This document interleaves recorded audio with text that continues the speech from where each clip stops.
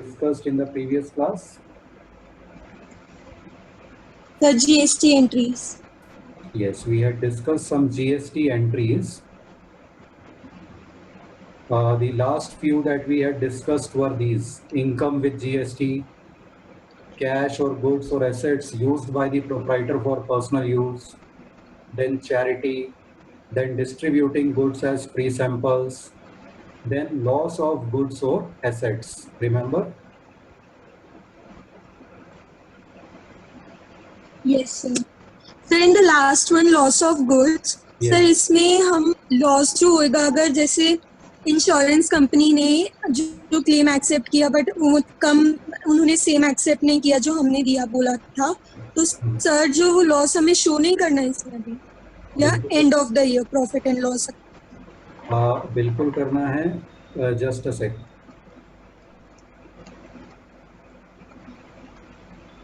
हाँ प्रिशिता, you are asking कि अगर लॉस हुआ है किसी वजह से, सपोज 20,000 का, ठीक है, यस सर और सपोज इंश्योरेंस कंपनी ने क्लेम एडमिट किया 18,000 का, ठीक है, तो हमारी ये जो पहले वाली एंट्री है ये तो 20,000 से होगी. यहां तक क्लियर? यस सर अब दूसरी एंट्री जो इंश्योरेंस कंपनी ने क्लेम एक्सेप्ट किया है वो 18,000 से होगी, और जब क्लेम मिलेगा तो वो एंट्री भी 18,000, ठीक है, और जब क्लेम मिलेगा तो वो वाली एंट्री भी 18,000 से होगी. यहां तक क्लियर है? यस यही क्वेश्चन था ना तुम्हारा. नाउ अब आप अगर ध्यान से देखो, लॉस बाय रीजन में डेबिट हुआ 20,000 बट क्रेडिट हुआ 18,000, तो 2,000 का amount loss by let us से fire, loss by fire account में 2,000 का डिफरेंस रह गया, बैलेंस रह गया. उसको हम ईयर एंड में प्रॉफिट एंड लॉस में ट्रांसफर कर देंगे. एंट्री हो जाएगी profit and loss account debit to loss by fire account 2,000.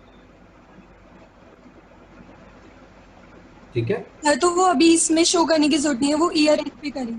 इसमें शो हो गया. अगर आप ध्यान दो यहाँ पे शो हो गया, क्योंकि हमने लॉस बाय फायर को डेबिट किया 20 से और क्रेडिट किया 18 से. तो अगर इन दोनों का कंबाइंड इफेक्ट आप देखो, हमने लॉस बाय रीजन में 2,000 रुपए का बैलेंस छोड़ दिया. ठीक है, अगर ये हमें ट्रांजैक्शन अलग अलग दी होंगी तो ये हम सेपरेट एंट्री करेंगे.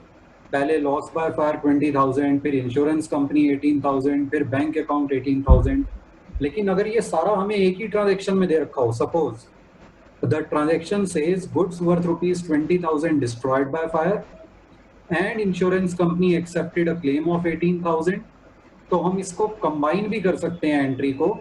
उस केस में हम क्या लिखेंगे? Loss by fire account debit 2,000, insurance company debit 18,000, to purchases account 20,000. Is it clear? Yes sir. Any other doubt?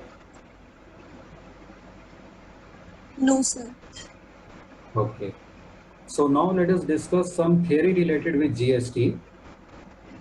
At the end of year, if any balance is there in input GST account, ठीक है, generally क्या होता है, year end में हमारे पास input या output GST में अगर हमने पेमेंट कर दिया है 31 मार्च को, मार्च वाले जीएसटी की पेमेंट भी अगर हमने कर दी पूरी, तो इनपुट आउटपुट में कुछ भी बैलेंस जनरली नहीं बचेगा. बिकॉज जनरली आउटपुट में बैलेंस ज्यादा होता है, उसमें इनपुट वाला पहले हम एडजस्ट कर देंगे, रिमेनिंग अमाउंट हम पे कर देंगे, तो इनपुट आउटपुट दोनों जीएसटी अकाउंट्स क्लोज हो जाएंगे. But if because of any reason, one reason could be कि इनपुट में ज्यादा बैलेंस था, आउटपुट में कम, तो इनपुट जीएसटी में बैलेंस रह गया. सेकेंड पॉसिबिलिटी इज कि हमने इनपुट सेट ऑफ तो कर दिया लेकिन आउटपुट जीएसटी अभी पे नहीं किया, वो और 1-2 दिन बाद पे करेंगे, तो आउटपुट जीएसटी में बैलेंस रह गया. तो 31 मार्च को जब हम बैलेंस शीट बनाएंगे, if there is a balance in input GST, तो where should we show it? We should show it in assets in the balance sheet. Why? Because it is an asset which is to be adjusted against output GST next year. Is it clear? Yes. Yes, sir. Then if there is a balance in output GST account, फिर उसे कहाँ पे show करेंगे? Liabilities. Liabilities में, balance sheet में. Why? Because this amount is to be paid to the government. Clear? Yes, sir. GST is reversed on sales return, purchase return, and whenever purchases is credited. Reverse मतलब GST को हम reverse कर देते हैं. ये हमने ऊपर एंट्रीज में देखा था. परचेज रिटर्न में देखो, इनपुट जीएसटी रिवर्स कर दिया. व्हाई? बिकॉज जो गुड्स हमने रिटर्न कर दिए अब वो हमारा एक्सपेंस नहीं है, तो उस पर जो इनपुट जीएसटी हमने पे किया था वो अब आउटपुट के अगेंस्ट एडजस्ट नहीं होना है. हमने इनपुट जीएसटी जो पे किया था वो अमाउंट भी वापस ले लेंगे सप्लायर से, तो उसको रिवर्स कर दिया क्रेडिट करके. ऐसे ही सेल्स रिटर्न में हमने आउटपुट जीएसटी को रिवर्स कर दिया. ठीक है. उसके अलावा जब जब भी आप ध्यान दो परचेज अकाउंट क्रेडिट हो रहा है तो इनपुट जीएसटी वापस रिवर्स हो रहा है, जैसे ड्राइंग्स में. क्यों? क्योंकि ये गुड्स पर्सनल यूज में चले गए, तो हमने परचेज करते हुए इनपुट जीएसटी को डेबिट किया था. Because when these goods will be sold we will collect the GST and this input GST will be adjusted against that output GST. पर अब ये गुड्स जब पर्सनल यूज में चले गए हैं प्रोप्राइटर के, these goods will not be sold, and when these goods will not be sold means GST on them will not be collected. So input GST paid on purchase of these goods cannot be adjusted against anything. So we reverse that input GST. वो input GST अब owner का expense हो गया जो पे हुआ था, इसलिए वो ड्राइंग्स वाले में ही ऐड हो जाएगा amount. Clear? Okay, sir. Similarly charity. Owner का एक्सपेंस कैसे हुआ? ओनर ड्राइंग्स ओनर का है ना, मतलब ओनर अपने यूज के लिए ले गया, पर्सनल यूज के लिए ले गया. जो गुड्स सपोज आपने 20,000 के गुड्स खरीदे थे, उस पे 2,000 जीएसटी पे किया था जो ओनर ड्राइंग्स में ले गया पर्सनल यूज के लिए. Is the example clear? Yes sir. तो हम परचेज को क्रेडिट करेंगे 20,000 से जो वो गुड्स ले गया है, लेकिन इन 20,000 के गुड्स को हमने परचेज तो 22 में किया था क्योंकि 2,000 जीएसटी भी पे किया था हमने परचेज के टाइम पे, तो वो 2,000 भी हम ड्राइंग्स ही मानेंगे ओनर की, ओनर के अकाउंट में डाल देंगे कि भाई अब ये फर्म तो ये गुड्स बेचेगी नहीं, तो फर्म इस इनपुट जीएसटी को सेट ऑफ कर नहीं पाएगी, तो इसलिए ये इनपुट जीएसटी का 2,000 का अमाउंट भी ओनर के अकाउंट में जाएगा. तो इसलिए अब ये एंट्री क्या बन जाएगी? परचेज अकाउंट के आगे 20,000 और इनपुट जीएसटी के आगे 2,000 और ड्राइंग्स के आगे 22,000. 22,000. ठीक है. तो इस तरह से ये जीएसटी रिवर्स होके ओनर के अकाउंट में चला गया. ये भी. Is this clear? Yes sir. Yes, sir. So in this manner we reverse the GST. Charity में भी देखो, चैरिटी में जो गुड्स हमने दे दिए वो परचेज में से तो लेस हो जाएंगे. वही एग्जांपल ले लेते हैं हम 20,000 का, उन पे जो जीएसटी हमने पे किया था वो अब सेट ऑफ नहीं हो पाएगा क्योंकि ये गुड्स बिकेंगे नहीं, तो वो भी हमारा चैरिटी एक्सपेंस में इंक्लूड हो जाएगा. मतलब टोटल 22,000 की हमने चैरिटी कर दी. Clear? Yes. So this is what we were saying. GST is reversed on sales return, purchase return, and whenever purchase account is credited. Next, there is no GST on salaries, wages, educational services, health consultation, interest, electricity and water bills, supply of services to government and to foreign embassies.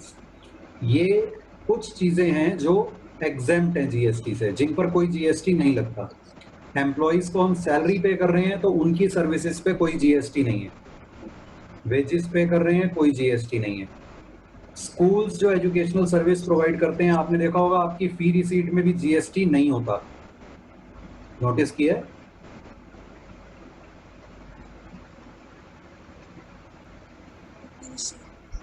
नहीं किया तो फी receipt उठा के देखना, आप अपनी Yes, फी sir. Receipt निकाल के देखना, उसमें जीएसटी नहीं होगा क्योंकि एजुकेशनल सर्विसेज पर नहीं है। हेल्थ कंसल्टेशन पे भी जीएसटी नहीं है। आप किसी डॉक्टर को के पास जाते हो कंसल्टेशन के लिए तो उस पे भी जीएसटी नहीं है। इंटरेस्ट पर जीएसटी नहीं लगता, इलेक्ट्रिसिटी और वाटर बिल्स में नहीं लगता जीएसटी, टेलीफोन बिल में लगता है, ये ध्यान रखना। सिर्फ इलेक्ट्रिसिटी और वाटर बिल में नहीं लगता, बाकी चीजों में लगता है। मतलब टेलीफोन में लगता है, गैस पे लगता है, आईजीएल की जो गैस आती है उस पर भी जीएसटी लगता है, इलेक्ट्रिसिटी और वाटर बिल्स पे नहीं लगता। अगर गवर्नमेंट को आप कोई सर्विस प्रोवाइड कर रहे हो किसी गवर्नमेंट ऑर्गेनाइजेशन को, तो जीएसटी नहीं लगेगा। अगर किसी फॉरेन कंट्री की एम्बेसी को आप सर्विसेज प्रोवाइड कर रहे हो उस पर भी जीएसटी नहीं लगता। Clear? Yes, sir. Yes, sir. Now GST set of order, हमने जो एग्जांपल लिया था उसमें सिर्फ इनपुट आईजीएसटी था और आउटपुट आईजीएसटी था। तो इनपुट आईजीएसटी को आउटपुट आईजीएसटी के अगेंस्ट सेट ऑफ किया, बाकी अमाउंट पे कर दिया अगर बैलेंस बचता है कुछ आउटपुट में। लेकिन रियल लाइफ सिचुएशन में किसी ऑर्गेनाइजेशन के पास तीनों, rather 6 types of GST accounts can be there: input CGST, input SGST, input IGST, output CGST, output SGST, output IGST. ठीक है, तो अगर ये 6 के 6 अकाउंट्स हैं तो इनमें सेट ऑफ कैसे होगा? पहली प्रायोरिटी तो यही होगी कि इनपुट सीजीएसटी को आउटपुट सीजीएसटी से सेट ऑफ करो। ठीक है, इनपुट एसजीएसटी को आउटपुट एसजीएसटी से सेट ऑफ करो और इनपुट आईजीएसटी को आउटपुट आईजीएसटी से सेट ऑफ करो। मतलब अपने अपने वाले ही रिस्पेक्टिव आउटपुट जीएसटी से सेट ऑफ करो। यहां तक clear? Yes, sir. Yes, sir. लेकिन अगर फिर भी कुछ बैलेंस बच जाता है, सपोज ये सब करने के बाद इनपुट सीजीएसटी में कुछ बैलेंस बच गया, तो रिमेनिंग अमाउंट आउटपुट आईजीएसटी के अगेंस्ट सेट ऑफ हो सकता है अगर उसमें बैलेंस है तो। इसी तरह से इनपुट एसजीएसटी में अगर कोई बैलेंस बच गया तो वो भी आउटपुट आईजीएसटी के अगेंस्ट सेट ऑफ हो सकता है अगर बैलेंस आउटपुट आईजीएसटी में है तो।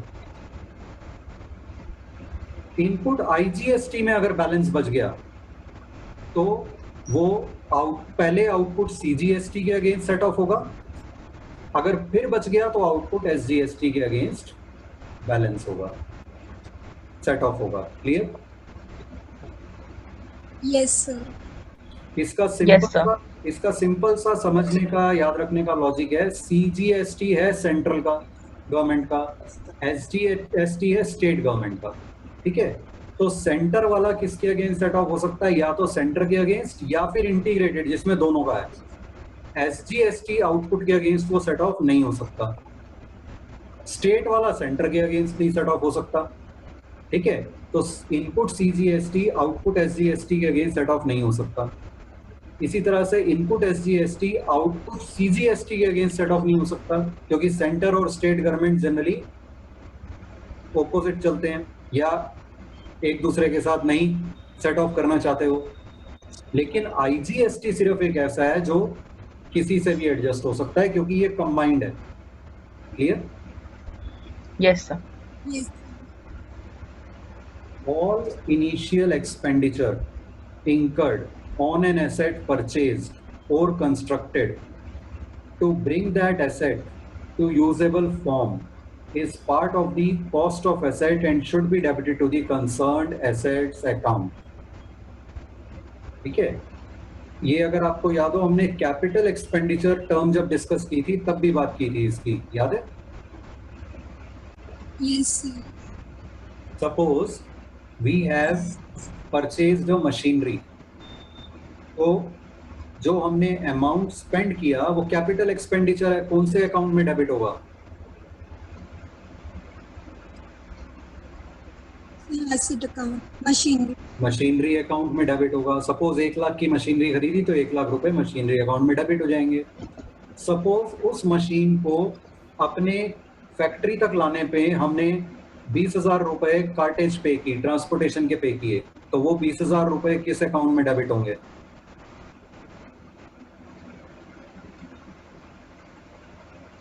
Cartridge expense account. कार्टेज में, ठीक है, कार्टेज में क्यों होंगे?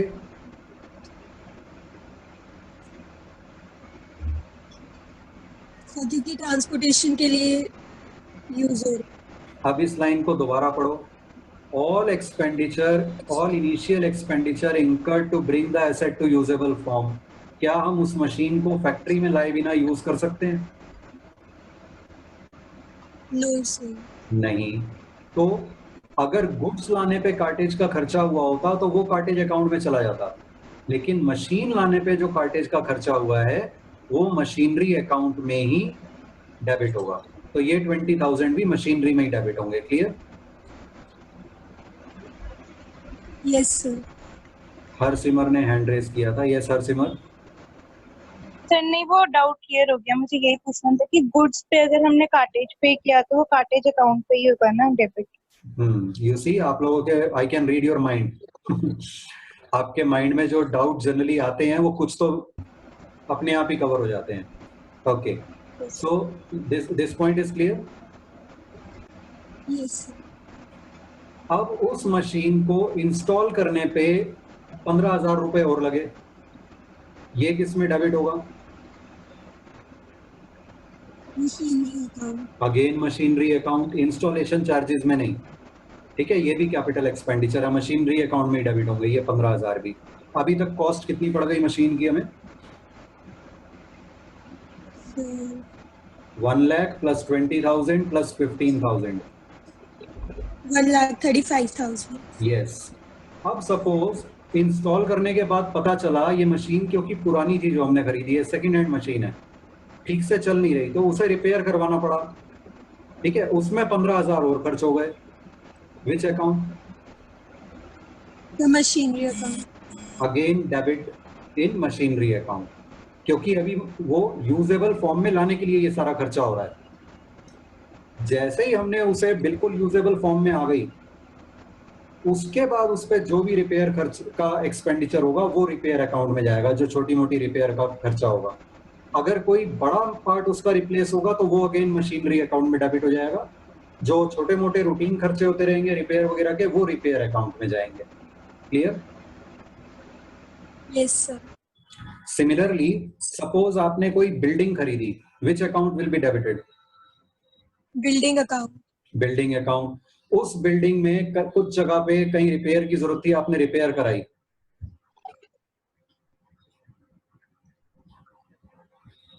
Which account? Building account. Again building account. एक बार आपने उस बिल्डिंग को यूज करना शुरू कर दिया, और सपोज यूज करने से पहले आपने उसमें कुछ रेनोवेशन, कुछ पेंट वगैरह भी करवाया, तो कौन सा अकाउंट?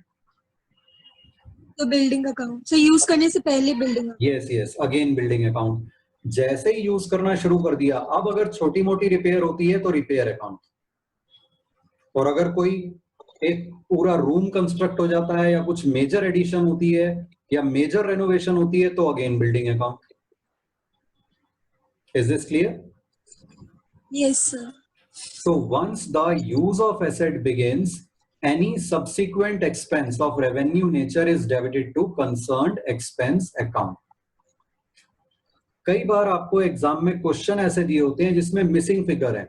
सपोज आपको एक जर्नल बना हुआ दिया है, उसमें डेबिट वाला अकाउंट लिखा हुआ है, क्रेडिट वाला नहीं लिखा हुआ, या दोनों लिखे हुए हैं, अमाउंट नहीं लिखा हुआ। ठीक है, या फिर सिर्फ नरेशन लिखी हुई है, पर्टिकुलर्स और कुछ नहीं लिखा हुआ। तो ऐसे क्वेश्चन में आंसर लिखते हुए आपको पूरा पूरा जर्नल बनाना है और सब कुछ लिखना है। जो आपको क्वेश्चन में ऑलरेडी गिवन है वो भी लिखना है, जो मिसिंग है वो भी लिखना है। ठीक है, ये नहीं सोचना कि सिर्फ मिसिंग वाला लिख देते हैं, बाकी तो क्वेश्चन में दिया ही हुआ है। Is this clear? Yes sir. तो ये जर्नल का सिर्फ सर लेकिन अगर अमाउंट नहीं रखी होगी तो कैसे लिखेंगे? हाँ, तो कैसे?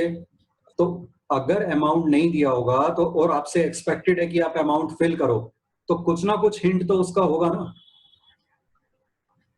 सपोज पहले एक एंट्री दे दी, purchases account debit to Prishita 10,000, ठीक है।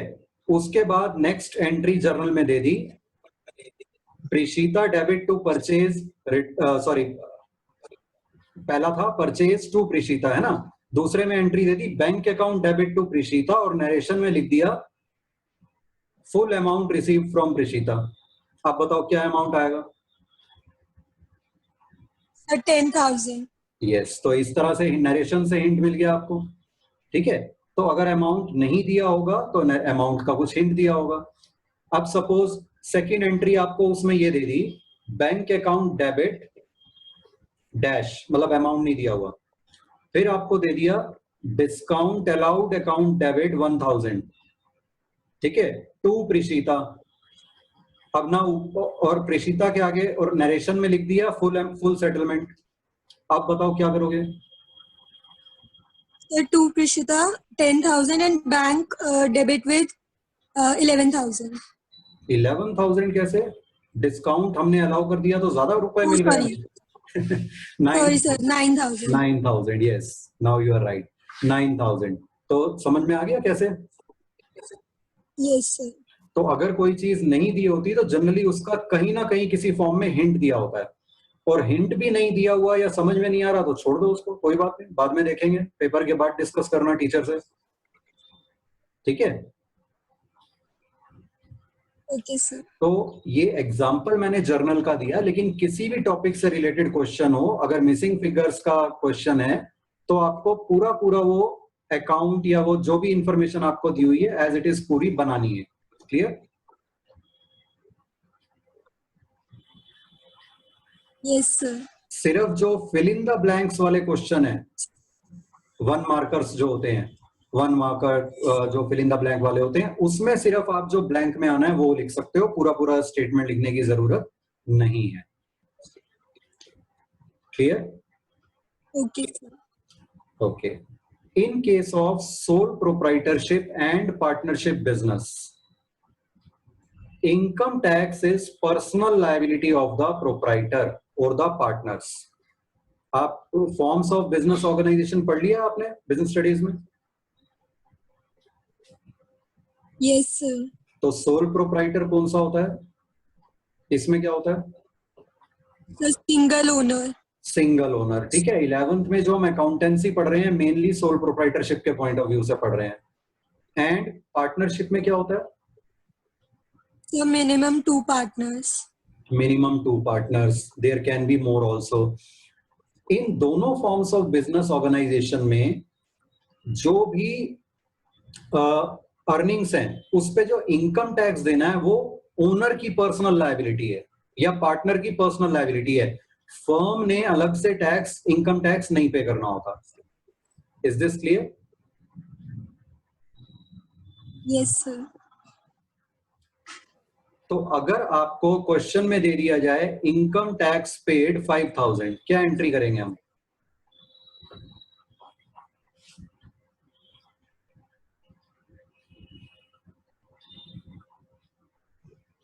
So cash account will be credited. Yes, debit किसे करेंगे? Bank account. हाँ जी, sir income tax account. Income tax account को अगर आपने डेबिट कर दिया फिर तो वो फर्म का एक्सपेंस हो गया। मैंने अभी बताया सोल प्रोप्राइटरशिप और पार्टनरशिप में income tax is the personal liability of the proprietor और द पार्टनर्स। इसका मतलब ओनर की लायबिलिटी बिजनेस के पैसों से पे हो गई है, तो क्या हो गई है? तो हम इनकम टैक्स नहीं, सॉरी, कैपिटल अकाउंट को डेबिट करेंगे। यस, कैपिटल अकाउंट को डेबिट करेंगे या ड्रॉइंग्स अकाउंट को डेबिट करेंगे, ठीक है, क्योंकि ये ड्रॉइंग्स हो गई। ओनर की जो लायबिलिटी थी वो अगर बिजनेस के फंड से पे हो गई है तो वो ड्रॉइंग्स हो गई, है ना? Yes sir. Clear? So it is a personal liability, that means it is a drawings. लेकिन अगर और कोई फॉर्म ऑफ बिजनेस ऑर्गेनाइजेशन है, कोऑपरेटिव सोसाइटी है या कंपनी है, उसमें अगर हमें इनकम टैक्स पे किया है तो वो फर्म ने या कंपनी ने पे करना होता है, कंपनी की लायबिलिटी होती है पहले वो। तो वहां पर आएगी entry income tax to bank. लेकिन सोल प्रोप्राइटरशिप या पार्टनरशिप है तो ड्रॉइंग्स हो जाएगा या कैपिटल अकाउंट डेबिट हो जाएगा। और क्वेश्चन में कुछ भी अगर मेंशन नहीं है कि सोल प्रोप्राइटरशिप है या पार्टनरशिप है या कंपनी है तो क्या करोगे?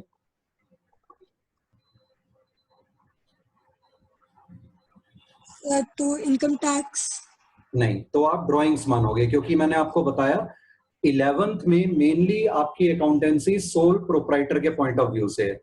तो अगर कुछ नहीं दिया हुआ हम एज्यूम करेंगे कि सोल प्रोप्राइटरशिप है या पार्टनरशिप है, अगर एक से ज्यादा ओनर के नाम दे दिए तो, ठीक है, तो हम उसे ड्राइंग्स की तरह ट्रीट करेंगे और ड्राइंग्स वाली एंट्री आएगी इनकम टैक्स की ट्रांजैक्शन में। क्लियर?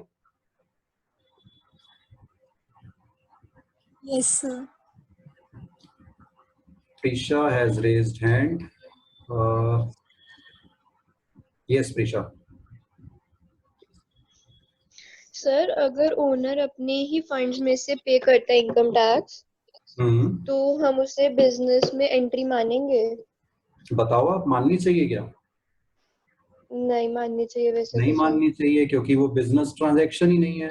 ओनर का पर्सनल एक्सपेंस, पर्सनल लायबिलिटी। तो हम उसमें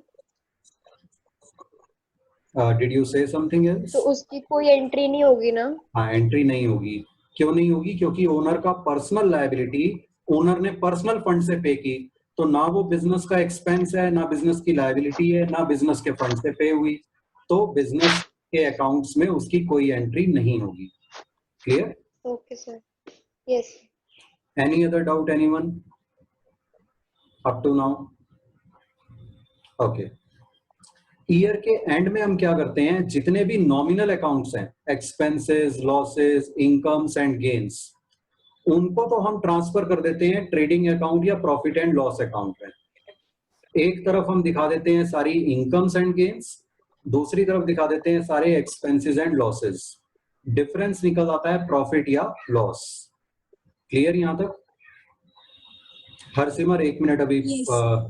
आता हूं आपके पास। यहां तक clear? Okay sir. Yes sir.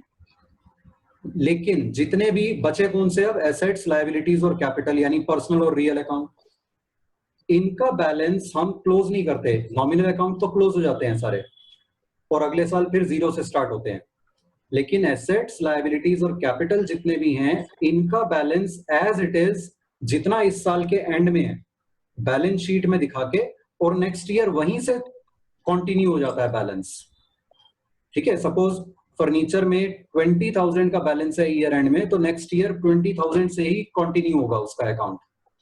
तो उसके लिए ईयर के एंड में हम इन सारे बैलेंसेस को क्लोज करते हैं और अगले साल के शुरू में फिर से ओपन कर देते हैं पर्सनल और रियल अकाउंट्स को। ठीक है, क्लोज करने के लिए एंट्री आती है सारे एसेट्स, सॉरी ओपनिंग करने के लिए, नेक्स्ट ईयर की ओपनिंग करने के लिए कि पिछले साल के बैलेंस हम कैरी फॉरवर्ड कर रहे हैं। अकाउंट में तो हम लिख देते हैं कैरिड डाउन, ब्रॉट डाउन। ठीक है, ये भी आगे और समझेंगे आगे के टॉपिक्स में। एंट्री हम क्या करते हैं जर्नल में, सारे एसेट्स को डेबिट करते हैं क्योंकि उनका डेबिट बैलेंस होता है, सारी लायबिलिटीज को क्रेडिट करते हैं क्योंकि उनका क्रेडिट बैलेंस होता है, और कैपिटल को भी क्रेडिट करते हैं क्योंकि उसका भी क्रेडिट बैलेंस होता है। And because all debits are equal to total of all credits, तो इस एंट्री में भी सारे डेबिट्स के टोटल का क्रेडिट टोटल्स के इक्वल अमाउंट आएगा।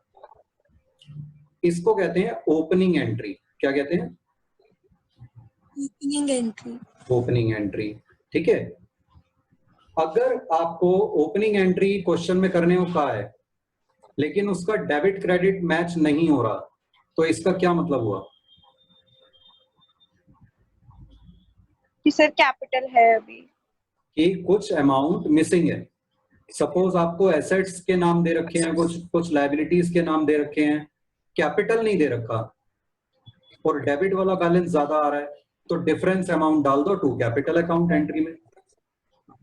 ठीक है, सपोज आपको एसेट्स दे रखे हैं, कैपिटल दे रखी है, लायबिलिटी नहीं दे रखी, तो डिफरेंस वाला अमाउंट लायबिलिटी में डाल दो।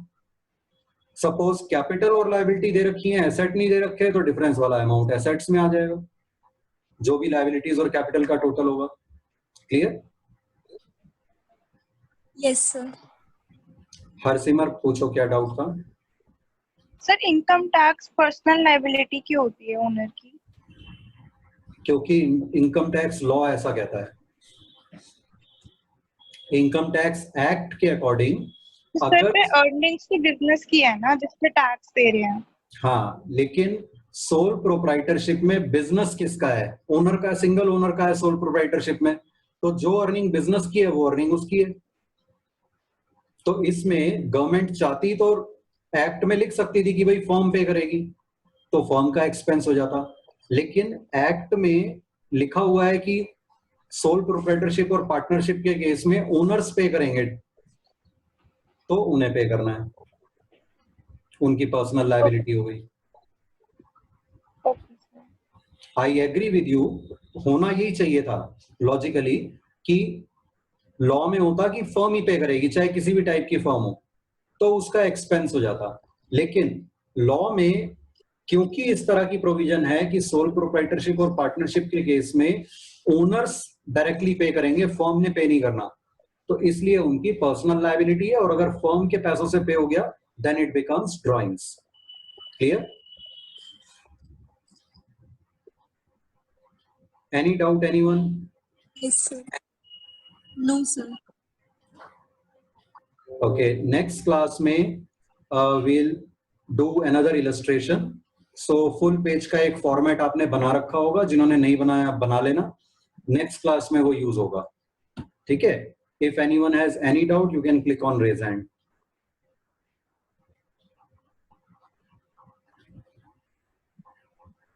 No? Okay, thank you. Thank you sir.